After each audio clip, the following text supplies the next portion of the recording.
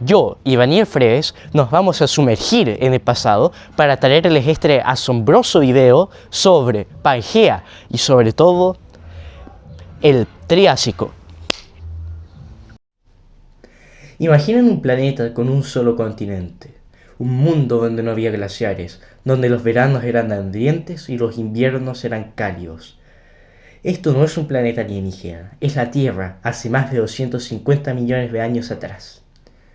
Esto es el periodo Triásico, el primer acto de la era Mesozoica y el amanecer de una nueva vida.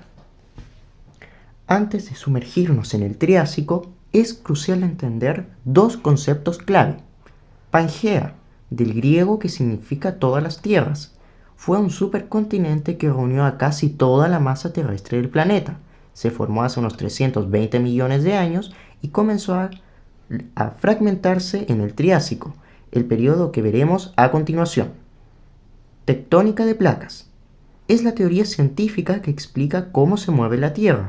La capa exterior del planeta, la litosfera, está dividida en grandes piezas o placas. Estas placas no están quietas, sino que flotan sobre una capa más blanda y se mueven lentamente. Un proceso que ha dado forma a los continentes y los océanos tal cual como los conocemos hoy. La desintegración de Pangea es la prueba más evidente de este movimiento. El Triásico duró de hace 252 a 201 millones de años atrás. Fue el capítulo de la recuperación de la Tierra, que venía de la peor extinción masiva de su historia, la extinción Pérmico-Triásico, que extinguió el 96% de formas de vida en la Tierra y en el mar. El clima era mayormente cálido y seco. En este mundo de recuperación, la vida no solo resurgió, sino que se reinventó, porque con tantos nichos vacantes después de la extinción masiva del Pérmico, estos pocos supervivientes que quedaron tuvieron que adaptarse y ocupar todos estos espacios vacíos en los ecosistemas. Y ahora vamos a hablar de cuáles eran esos grupos de animales que ascendieron al poder después de la extinción del Pérmico. De los pocos supervivientes de la extinción, 3 grupos dominaron el planeta por los siguientes 150 millones de años. Los primeros mamíferos, pequeñas criaturas que evolucionaron de los sinápsidos, como los cinodontes, coexistieron con los dinosaurios, pero permanecieron en la sombra, alimentándose de insectos y esperando su momento. Los primeros dinosaurios surgieron de un grupo de reptiles llamados arcosaurios. Eran pequeños, bípedos y ágiles, muy diferentes a los gigantes que vendrían después. Se diversificaron en el Triásico, pero no tomarían el control hasta el periodo Jurásico. ¿Y por qué los dinosaurios, siendo un grupo tan icónico, no tomaron el control en el Triásico? Bueno, la respuesta está en sus primos, los arcosaurios. Los arcosaurios tomaron rápidamente el nicho de depredador apex en el ecosistema Triásico, teniendo gigantes como el Postosuchus, grandes depredadores parecidos a cocodrilos terrestres que se alimentaban de casi todos los demás animales. Además, tenemos el primer grupo de vertebrados que tomó vuelo. Los pterosaurios, a menudo confundidos con dinosaurios, fueron los primeros vertebrados en conquistar el aire. Sus alas de membrana, sostenidas por un dedo alargado, les permitió dominar los cielos. Tras la gran extinción, animales como los ictosaurios y los notosaurios evolucionaron rápidamente, adaptándose a la vida acuática, con cuerpos hidrodinámicos y extremidades transformadas en aletas. Sus fósiles se encuentran en diversas partes del mundo, revelando una diversificación y un dominio ecológico que sentó las bases para los grandes depredadores marinos que llegarían en el Jurásico. Pero, ¿cómo sabemos todo esto? La respuesta está en lugares como el Cerro Quimal, en el desierto de Atacama, Chile. Este sitio es un portal al pasado, demostrando que lo que hoy es el desierto más árido del mundo, alguna vez fue un ecosistema con lagos y vida abundante. Aquí se han encontrado fósiles de peces y anfibios. El registro paleontológico de Chile nos permite un entendimiento más profundo. El Chilesuchus es un reptil arcosauriforme del Triásico medio. Era un pariente de los cocodrilos. Su descubrimiento nos revela la rica diversidad que existía antes de que los dinosaurios dominaran por completo. Además de Chilesuchus, podemos encontrar a Silesaurios. Silesaurio fue un precursor de los dinosaurios. Era parecido a un dinosaurio terópodo, era herbívoro y era cuadrúpedo. Además, el Cerro Quintal tiene una profunda conexión con Polonia, ya que Chile y Polonia estuvieron alguna vez unidos, revelando así la tectónica de placas y cómo Pangea afectó la fauna y la vida en el planeta Tierra. Pero la historia de la Tierra es mucho más antigua. Para entender el Triásico debemos retroceder en la era Paleozoica, el momento en que se formó Pangea. El Paleozoico es la era de la explosión de la vida, pero lo más fascinante es su evidencia del movimiento de los continentes. Los trilobites, unos artrópodos marinos que vivieron casi 300 millones de años, nos cuentan una historia increíble. Fósiles de las mismas especies se han encontrado en lugares tan distantes como la parte occidental de Chile y en regiones de la Antártica. Esto solo tiene una explicación. Esos continentes estuvieron unidos. La distribución de los trilobites es una de las pruebas más sólidas de la deriva continental y la existencia de Pangea. Pero, ¿cómo los trilobites del Paleozoico se relacionan con la fauna del periodo Triásico?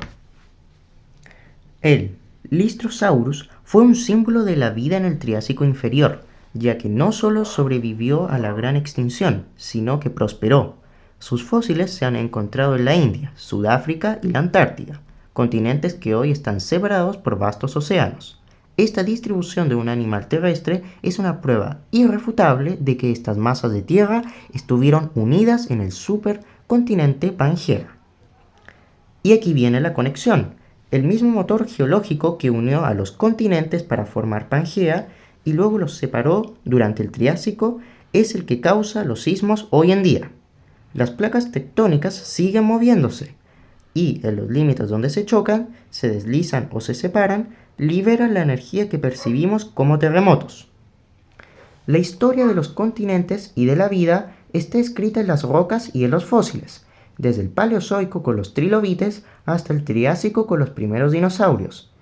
Cada era nos enseña que nuestro planeta es un lugar dinámico y siempre en constante cambio.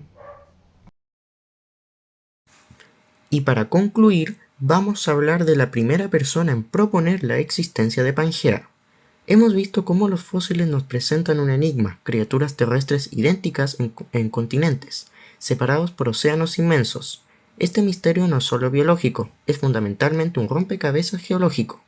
La respuesta fue propuesta a principios del siglo XX por el científico alemán Alfred Wegener. Wegener fue el primero en ensamblar sistemáticamente las pruebas geológicas.